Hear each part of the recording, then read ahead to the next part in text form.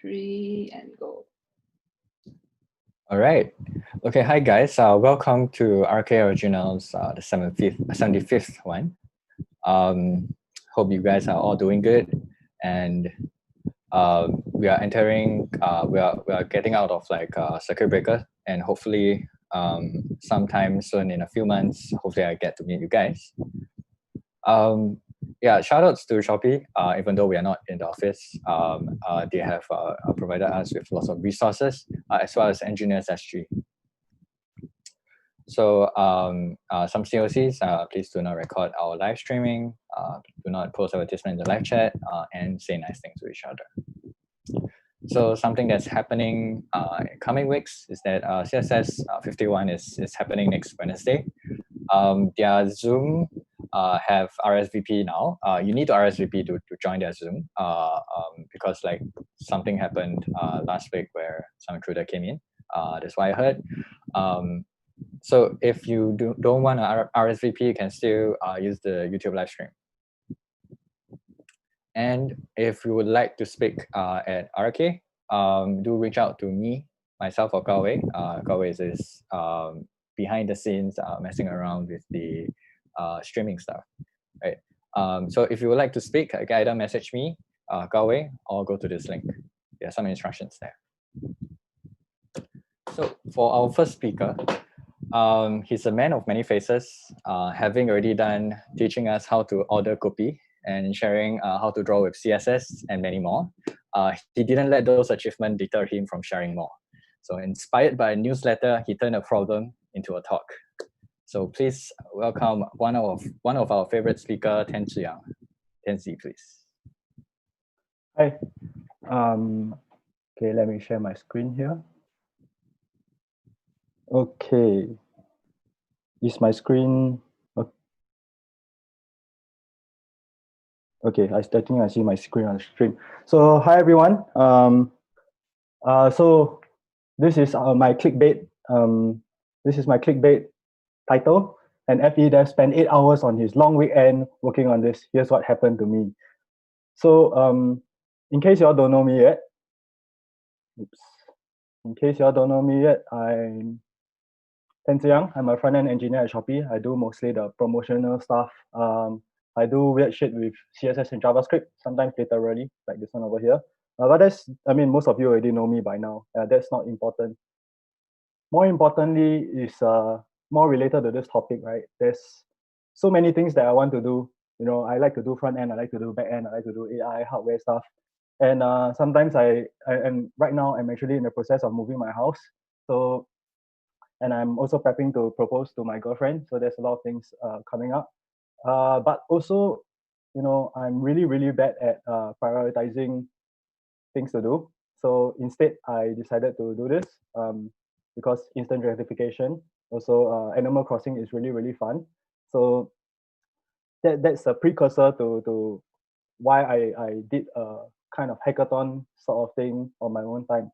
But there is something that sparked it, which is Cassidy Williams' newsletter. So I've been following this newsletter for I guess since the mid of last year. And early this year, I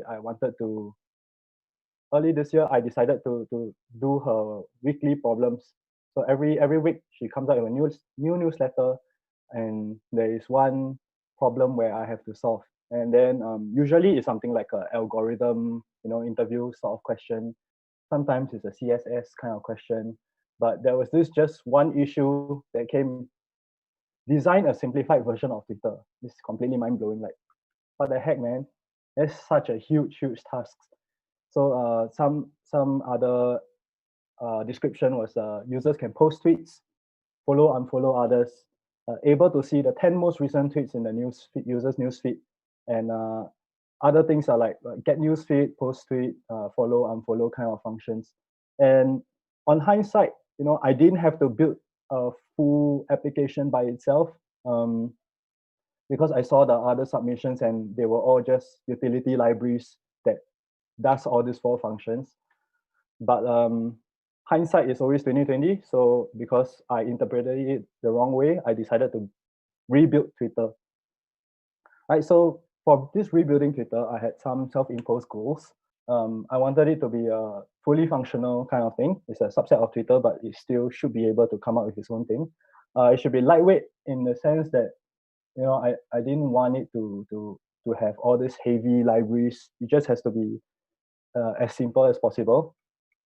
I also decided, I mean, since I'm going to build a app all the way from back end to front end, I decided to learn some new frameworks. And another thing is most of my projects tend to be very, very ugly because I am really, really bad at design. So that's another goal. I didn't want it to be ugly. And another thing is because of this instant gratification thing, I wasn't willing to spend more than 1 day of worth of effort. So after thinking about it a while, I came up with this feature list. So instead of authentication, we will have this hash identity or something like that for you to identify users. You'll be able to post under any name, and following will be using the names, so multiple people can impersonate the same person just for fun. You should be able to also do things like searching by username, or and then you can list all posts, and you can list all the posts and pagination by paginations. And because I didn't want to do a proper authentication thing, so the follow and unfollow, I was thinking I can do it by locally stored usernames, so everything can be stored local. And a bonus thing that I wanted to challenge myself is to have some kind of reply or retweet type of functionality. So so now that I have all these ideas, right, I came up with, let's just build this thing. And here's like my process to building things relatively quickly. Maybe this is only useful for hackathons or side projects, not really something we want to do in Shopee itself. So my first advice is to just have a really, really big picture idea. So this kind of concept is kind of inspired by a lot of cartoonists online or artists online. I do watch drawing tutorials, and one of the biggest advice that they like to give is to don't add too much details at the start of your drawing. Similar to this, when we come up with some kind of diagram to draw or to build an app, right? We want it to be very, very generic, a very, very big picture view, because the details are not important at this part of our ideation. So we just want the core functionality. In this case, I did this first entry request for ID, and then you should be able to send a tweet. And then another thing is, when you plan your tasks, make sure you plan it in a way that it has as little context switching as possible. Because if we just go in unplanned, maybe you'll start working on the front end part, and then you'll be like, oh, let me do a little bit on this back end. And then once you're doing the back end part, you're like, oh, let me do a bit on this front end, because you want to complete feature flow. But the context switching between the front end and the back end kind of workflow is actually very, very expensive. You'll take maybe, it can take up to 20 to 30 minutes just to find within your own code that you wrote, what was it you're working on when you move from the front end side to the back end side. Of course, this may be a bit unavoidable for some cases. It's not completely possible to have a full workflow, build a perfect back end, then after that you build a perfect front end and integrates brilliantly. But when you group your process, when you plan your process out, make sure to keep this in mind. So another thing is authentication is really, really difficult. A lot of times when I see hackathons or mostly hackathons, people like to add authentication to their website for some reason. Usually authentication, first of all, a lot of you probably think authentication is really easy.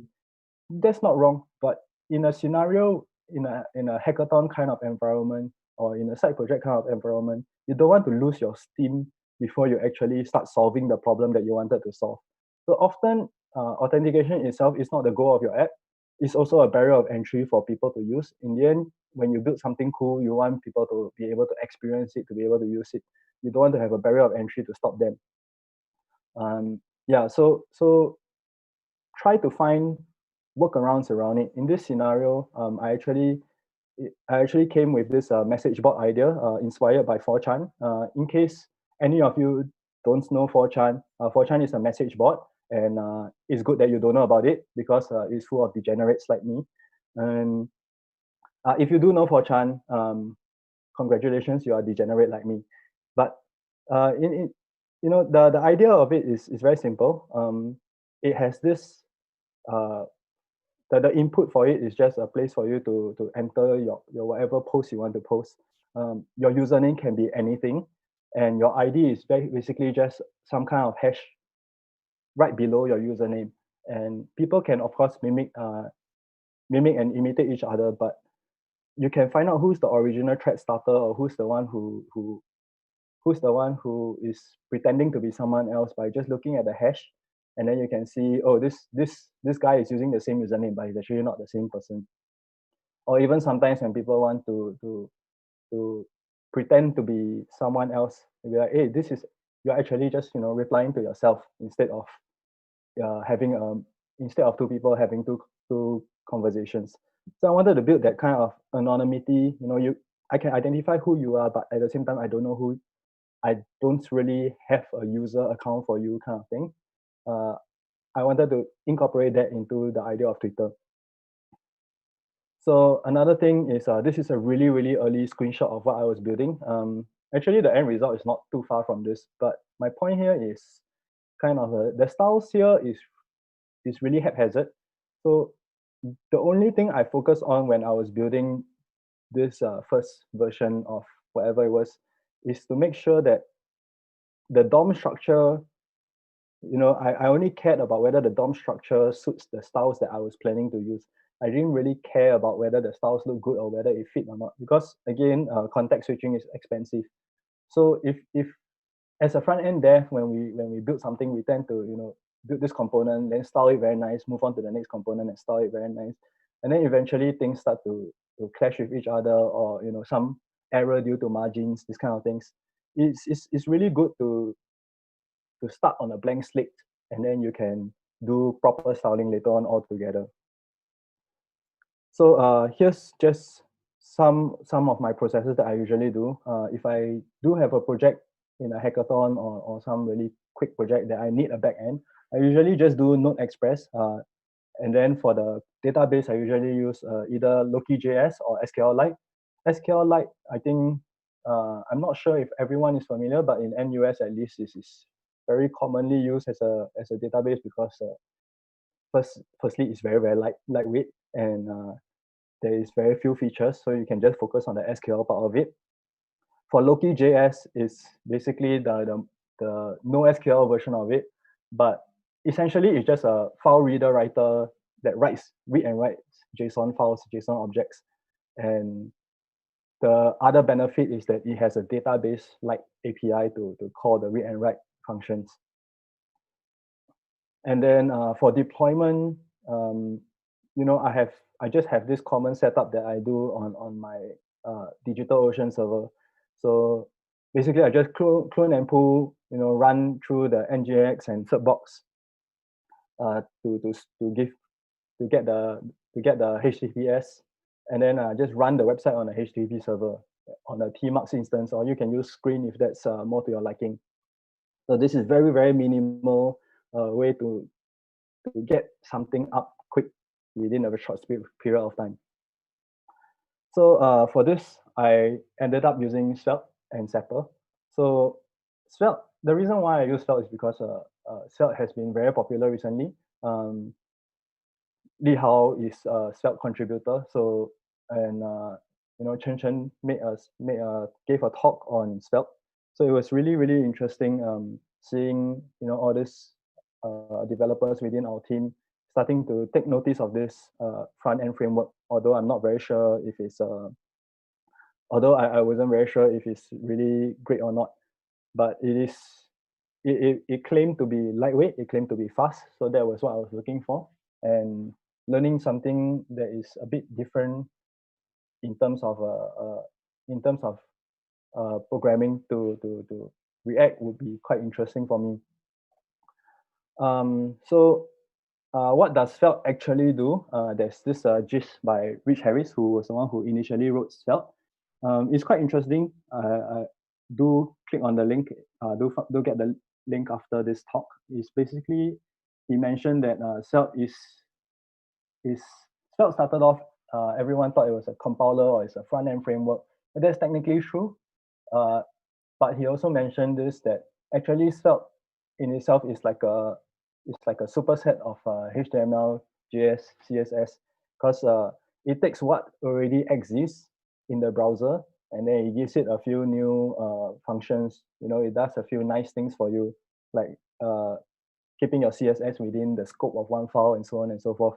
So effectively, it is kind of like as close to vanilla JS and CSS as you can be, while still having the advantage of having a framework.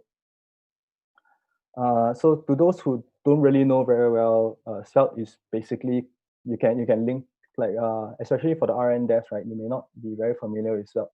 You can think of it like React JS, like it does your front end stuff. It does the components thing. It has a life cycle.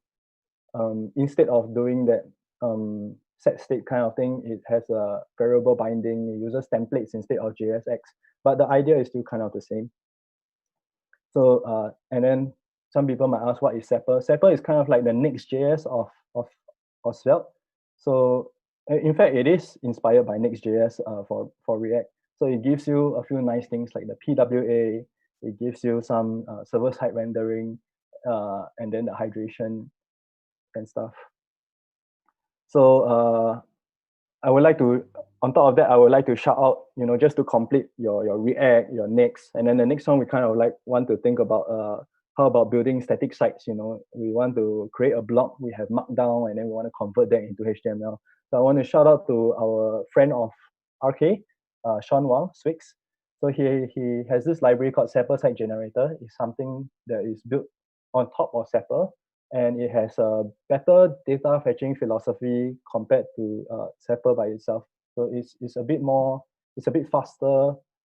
It shifts the logic to a way that is more, it's easier to understand, and it's also zero settings, zero configuration, if that's more your kind of thing, because Sepper does have quite a bit of boilerplate that's generated for you. So when learning Sepper, when I learn something, I'm not a very diligent person. So I tend to, not read any documentation, not read instructions, and just rush into it. And this is kind of like the mentality going in. And I realized that actually doing this in Svelte, it was very easy to use. In preparation for this particular talk, I wanted to be more thorough about my learning of Svelte, and then I actually just gave up on the tutorial. So I think there are like 15 steps.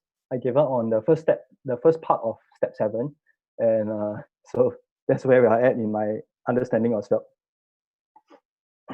So maybe I can instead of covering more information about Svelte, I can cover like what I did with Svelte and how it will be done in React. And this is a bit this is kind of like a recap of some of my code. So I forgot to mention. So my site is called Twitter. So it's like Twitter for twats. That's why everything is parent twat or twat here. So when we do data or at least state management in a site, we usually do a use state for hooks in React, or we do the this dot set state in prior to React hooks. And this is kind of like the difference. Svelte already gives you the variable binding for free, and when you do a change, when you change the variable, it will instantly re-render that component. So this is kind of the difference. So instead of having your JSX, it has a kind of a templating engine, and it's not really that different, right? The only difference is really just the start here. Of course, templating is always a bit less powerful than JSX. One takeaway that I can have from this is if you take away some of your power of your JSX, you tend to write better components. So actually within our source code of Shopee itself, I've noticed that we tend to write special render functions for a particular subcomponent of this component instead of extracting out into its own component. So sometimes this power is actually not very good for code readability or code maintainability. And I find that having that ability taken away from you actually helps in your code quality. So this is receiving props from a parent component. So it has, like I said, Svelte is essentially its own programming language that's built. That is a superset of HTML, JS, CSS, and this export let is a very, very weird thing to wrap my head around. But essentially, if you just think of it as getting props from a parent component, it makes a bit more sense. And this is how you would do. This is how you would do multiple components. Like if you were to do a loop of components, usually in React we will just map, and then we will return the the child component in its own as in the JSX itself. For Svelte, we would do each statement, and one thing that actually caused a kind of a huge bug that Kenrick solved for me is that I forgot to put the ID. So remember that in React, we always have key so that the framework can identify which DOM element has been updated. And it's the same thing for Svelte also. And going forward, all future frameworks is something to keep in mind. Another thing that I found really, really interesting was we have some problems that we have in React regarding updating sibling components, and that is usually solved by for us, we would usually think of a framework level solution, like maybe we keep a reference of the whatever component we want to update, and then we update it by itself. Or if we are willing to spare a re-render, we would do something like Redux, or we would have something to do with context API. In the case of this, right, Svelte has they have some window level directive that you can call. So you can create your own custom event and call it and trigger a function that does something. So in this case, it's actually something that is really, really interesting to me, because we can actually apply this thing back into React. Sometimes we do not want a full re-render. We want to just show some animation due to some user action, but we don't want a state change. We don't want a prop change. In that scenario, we can actually take advantage of this custom events solution to make something happen. So now it's just overall, bringing back to the whole experience. What was it like? So some thoughts that I have on this is it took me a total of 8 hours. 2 hours on back end, maybe slightly less, 6 hours on front end, and about maybe 3 hours of that 6 hours is regretting not reading the documentation and just Googling my way out of every problem that I had. And in the end, I come out with a rough understanding on Svelte. I did have a refresher on a lot of vanilla JS kind of things. And I thought that Stepper seems pretty good for blocks, or you can use the Stepper site generator that Swix did, because it's less auto-magical than a lot of these block frameworks that are out there, and that includes Gatsby also. And it's a lot easier to understand if it's more vanilla than all these frameworks that magically handles everything for you. So now we can look through the actual website. So this is Twitter, which is Twitter for Twats. So as you can see, Li Hao has already posted something. I'm not sure if this is actually Li Hao, but if he were to post again, we can definitely see the ID over there. So a lot of people are pretending to be me, but you can see there's all the different hashes. So hi, I'm the real Tenzi. And then you can see this guy is different from this guy. It's all different because of the hash. And of course, I can follow all these fake Tenzis. Oh, there's so many.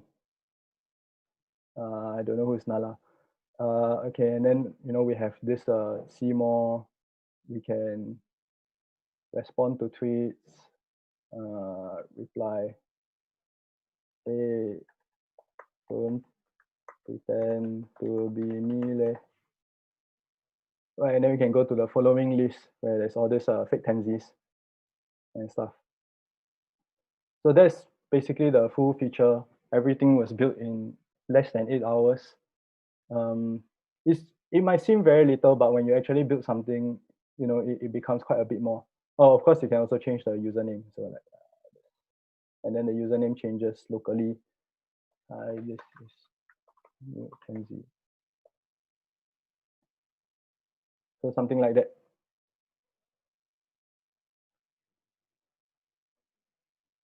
Back to the slides.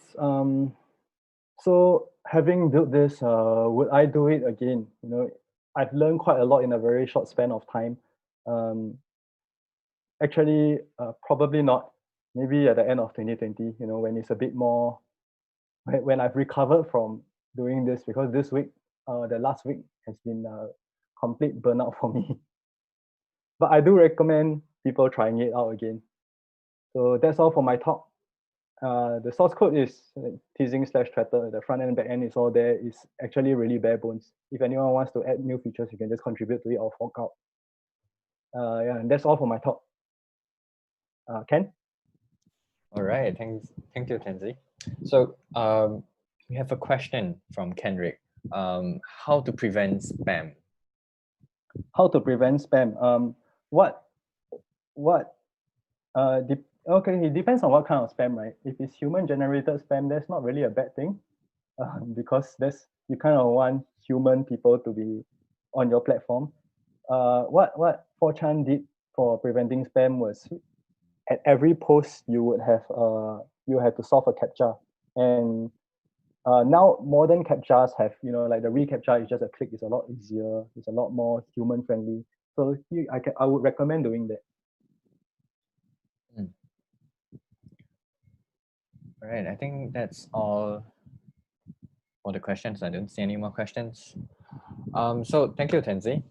Okay, thank you for sharing with us on how you use Svelte or learn Svelte within 8 hours and did something about it. Yeah, unlike me, potato couch. I've been playing Civ 6. That's all for my weekend. All Sounds right. like a better weekend. All right. So for our next speaker, he's usually one who shares about something at the meta level, and also imparting his wealth of knowledge to us. So something to note is usually his slides has quite background for everything, and probably this coming one is going to be white as well. So this past few months has kept us in mostly confined within our rooms, but many events are still happening. So what are those events that our next speaker recommends and should watch? So let's welcome our next speaker to share more about it. Please welcome Tan Li Hao. Li Hao, please. Whoops.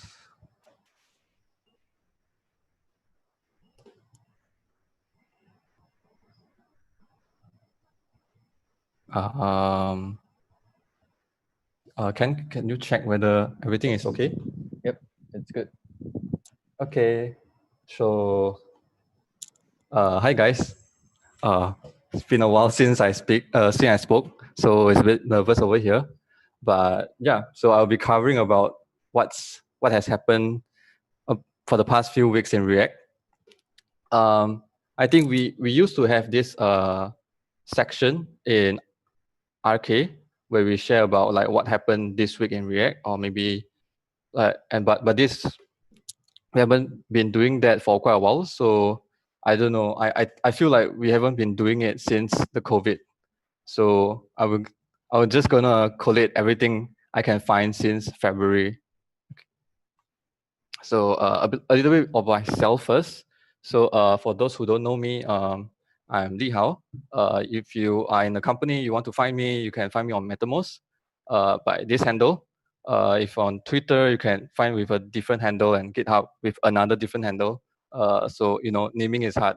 It's too late for me to change all of them. But yeah, I guess it's a bad consistency over here.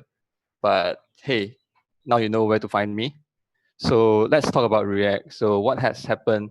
I think since February, the only releases that I found on React was 16.13. I think the only one interesting so if you go into it and you read, there's like all the things about it. But I find one in particularly interesting, which is, whoa, hold on, how come I can't scroll? Okay, yeah. So the one that I find particularly interesting is, I don't know lah. I find it particularly interesting is this one. So if you look at this JSX, if you set toggle to be true, then you have this style. If it's false, it will be this one. So you'll be kind of expect that if it's toggling on and off, it should be still showing red background color, but it's actually not. Interestingly, if you are true initially, you are seeing red, which is correct. But if you toggle it to be false, uh, uh, because of diffing or something happened in React, I didn't really know. It feels like it wants to remove the background because background property is removed in the style, so the background actually turns into transparent. And click, if you toggle it on back again, it actually sets the background style to the attribute to the style, and then actually the background turns into blue. So this was like pretty interesting, like some edge cases that you would never thought about it, but apparently they fix it lah. So it just find it interesting that there's just like many different ways that you can break React, and this is one of those that I find it interesting. So let's come back to this one. I think so you can read all the fixes and minor features that was added. Uh, you can read on your own. So the next thing I want to share about is React Native. React Native is like I think React Knowledgeable is not just about React; it's also about React Native. I find it's like least covered things about in RK. Hopefully, more people will share about our React Native. So what happened also React Native is that they have a new version release as well. So for this one, they released with Flipper. So I think for those who don't know about Flipper, I also don't know. I just researched it yesterday. I think it's like a dev tools that was developed for React Native by the Facebook. So there's a React Europe talk about it. I think it was last week. I can't remember. Right. So that was something that was, yeah. So that's about it. And then I think one thing that is more interesting was that I think it was just this week or last week where I think end of last year, Windows was like starting to work of React Native for Windows, so you can build Windows native app with React Native. And now they just announced that you can do it for Mac OS too. So basically, if you're writing React Native, you can target your application to Android, iOS, Windows, Surface Windows, as well as Mac OS, which is pretty cool and interesting. So next thing I want to cover is actually about Next.js. So yeah, I find Next.js is something very interesting to me because we in Shopee we started our project way earlier.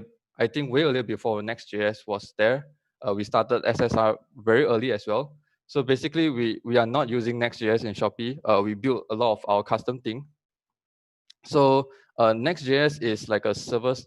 It has like it's an opinionated framework. It contains like how you should do your routing, you should do server-side rendering, and a lot of different things. So Next.js to me, right, is like a treasure where it contains a lot of different goodies that how you can um, make your React project better. For example, right now we are not using Next.js, but it doesn't mean that we shouldn't follow or learn about Next.js because, for example, in this Next.js, like I think recently they added fast refresh. So what is fast refresh? How do you configure fast refresh in your React project if you're not using React.js?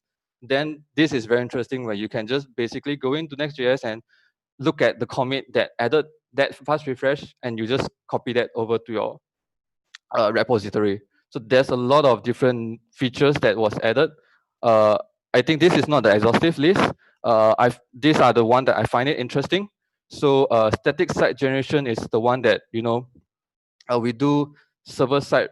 So I think right now in front end world um, you do client side rendering, and then you do like a server side rendering, like you pre-render something and then you send it to the client, but you render that on demand, on request. Static site generation is actually you render it on build time, right? So what they do is that you can actually uh, I think you have to click into it. I think you can provide some options to tell Next.js that how you can like they provide static props and static paths and some of those things that allows you to create static pages alongside with also dynamic pages. So it's like a hybrid strategy of both. So for example, if you're building like uh, a Shopee a website, right? So you know that some pages are maybe static, right? Maybe some of the event landing page is static. So these are the things that you can play with to do that. And then some of the pages you can't do that because they have to dynamically render. So Next.js allows you to do both at the same time, depending on what kind of props you provide. So that was pretty interesting. I hope that we can do something like that as well. I think like there's a lot of ways to improve and optimize on our Shopee site. And I guess they also integrated, Web Vitals is like Google right now is pushing Lighthouse as Web Vitals, something I can't remember. Like they rebranded it to Web Vitals and it's very important. And then they are they're integrating it to the build system.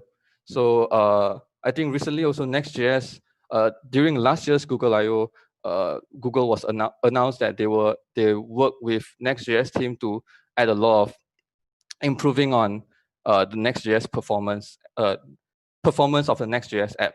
Right, so there's a lot of commits that was happening, and those are very interesting things that you can learn on how you can improve your optimize your React project. Right. Okay. So next one is create React app. So create React app to me is also similar to Next.js. Like it's like a more, it's somewhere you can look out to learn how to configure React if you are doing it your own. If you're not using a create React app, it teaches me like how to do a. I think there's one example that what we did was like we do a error overlay that was from create React app initially, and then we just copied over, and then now we have like error overlay in development mode. But I was looking at what has happened in create React app over the past months. Nothing interesting happened. So I think mostly are fixes and adding configurations. So nothing much to share over there. So the next thing is React status.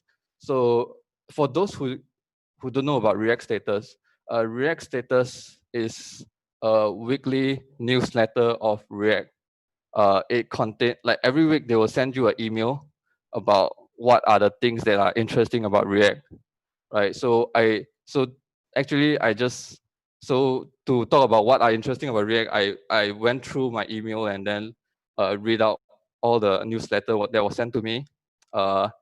Honestly, I didn't really read it every week, but I did it yesterday to read all the I think 4 months time, 4 weeks of newsletter to find out like what are interesting things that has happened. And really, there's a lot of things that I find it interesting. So it's like quite a long list about it. So React libraries in 2020. Yeah, so similar to the reason I find it interesting in Next.js and Create React is that it teaches you how to configure your React app, right? If you're not using Next.js or Create React app. React libraries is another way where it teaches you how to, how to create a component. That you can learn a lot of things from the popular React libraries on how they create, say, a button component or maybe a pop-up. React router, so there's a lot of libraries updates. Which one I find it interesting is that, so I guess I'll just cover some of the things that I find it interesting. Downshift is pretty interesting. So downshift, if you look at the API of downshift, downshift is like a library that help you to create a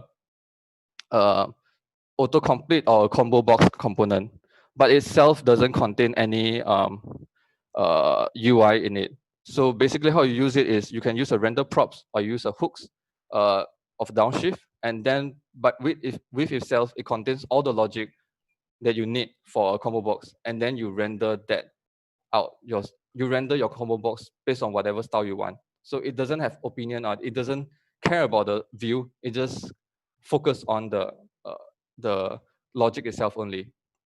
So that's a pretty interesting way of uh, designing an API for a component. React Native Dev, if you don't know, Facebook's React Native URL was used to be facebook.github.io/React Native. So now they have a new domain name called reactnative.dev. What else is interesting?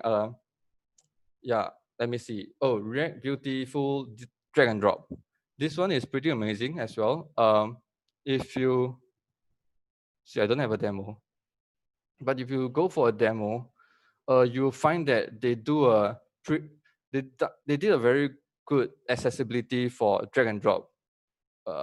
Maybe I just show you a screenshot. So if you like, if your keyboard you tap to the item that you want to drag and drop, you can use your keyboard to drag and drop.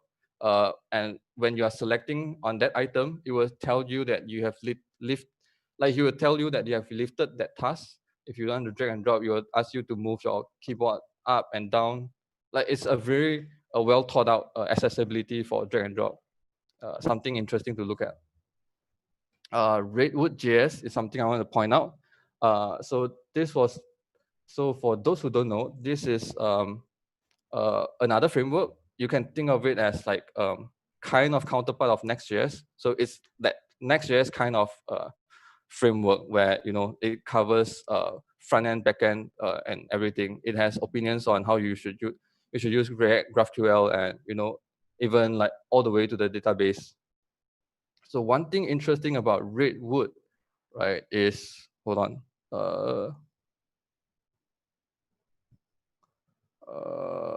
Red. I don't have the. Oh wait, I think my link. So one thing interesting about Redwood is. Oh, okay, cookbook. Sorry, I forgot to include the link. So one thing interesting is the cells. So so one thing interesting is that Redwood prefers what we call convention over configuration. So if you look at this, a cell, right, is like a component, but instead of export like a default component or export something, it has a convention where you can export cons of a query, loading, empty, failure, and success. And by doing so the name is based on convention only, right? There's no rules, right? So you have to name it like the same way. And if you do it this way, it will handle, loading this query, and while querying, you will show the loading component. While it's empty, it will show the empty component, and it handles all the logic for you. Like it can. So doing this way, it has more opportunities to optimize, where do a refetch or retry or maybe caching. Everything is being done by the framework, so you just fill in the blanks where when to show loading and what to show when there's content. So that's that's something to think about. Then I think over here I have 2 pages of React status.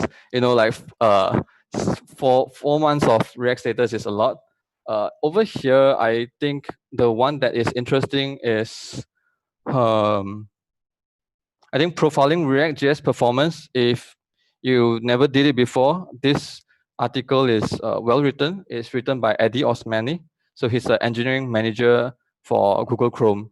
So he focuses more on like performance thing, and so basically he teach you how to do profiling for React. I guess another one would be interesting food for thought would be like second guessing the modern web. So this article was written by Tom McWright. He's the one that founded Mapbox, and also he worked a lot on D3 and Mapbox and OpenStreetMap. So he wrote this article. Like he was thinking like, are we doing the right thing? Like, you know, like server side rendering, and then you do a hydration. Like we are like building a lot of, making it more and more complex just to make it optimized. Uh, like, is this the right way we are going? So there was his article, and then in in reply, I think like Rich Harris, or creator of Svelte, I think he wrote in defense of the modern web to reply and to point out his point of view. So I don't want to spoil you guys. So you guys, if you guys are interested in, you should go for it, right? Yeah. So React podcast. So besides newsletter, there's a lot of things that you can learn about React without going to, like, you know, social media, or I don't know, like Twitter is like the social media for technology right now. Or you go for like Reddit and those kind of things. But if you are lazy to do those, I think React status, the newsletter, and React podcast, a podcast, is good enough to, you know all the in things about React. So uh so React podcasts over here. Uh, yeah, I basically, these are almost all the episodes that was done since February. So they have one podcast every week. All of them are amazing. So the most recent one is by Pete Hunt. If you don't know him, he's like one of those founding, like one of the creator of React, right? He and so like in 2013, where uh Jordan Walk announced like React in ReactConf US, and then people were actually, so in the podcast they discuss about like what happened over there, right? So you get some candid conversations and interviews during the podcast. So he was sharing like everyone immediately dislike about React, about having to write JSX. They don't think this is a good idea. They think it's bad, and and how he feel that way, like how they slowly go and educate or explain, or to understand why people don't like it. And then he had this amazing, I just learned about it yesterday, recently also, because I didn't know that. So he, after I think 4 months after the announcement in ReactConf US, Pete Hunt went to ReactConf EU and then did another uh, conference talk about rethinking about best practices in React. So I think that is very amazing talk. Like you imagine yourself where there's no React in this world, and you don't believe, like, why would you want to write JSX? What is so good about JSX, or why should we use React? I think this is the one that I think is the game change, the one that convinced a lot of people to actually take a look at React, and then how the community started to pick up from there.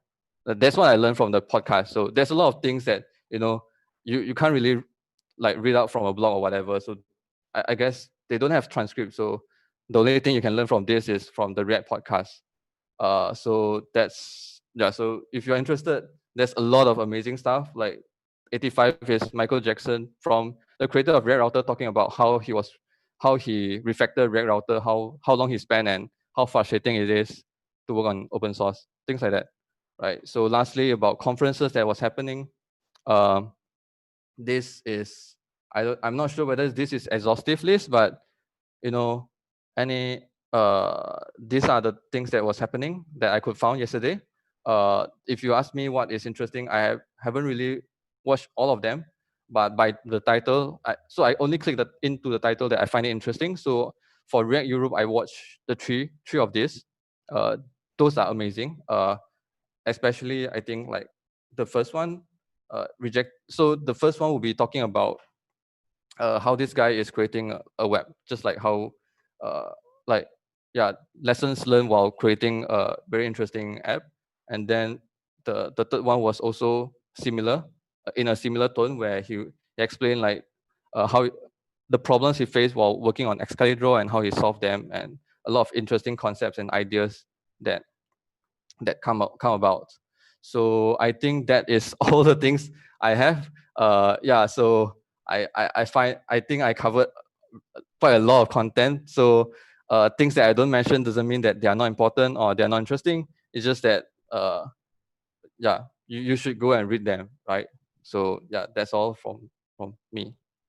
All right, thank you, Li Hao, for sharing your personal tastes for some of these things that we can look out for. So it seems like there is a whole lot of things that's still happening, even though we are still at home and then we're still practicing social distancing. I think there are no questions from the audience, but I think Michael would like to say that guys, please wash your hands. Yeah, so thank you all for joining us, and thank you, Li Hao, again for and Tenzi for sharing the two topics today. So that's all for today, and thank you for tuning in. So see you guys next week.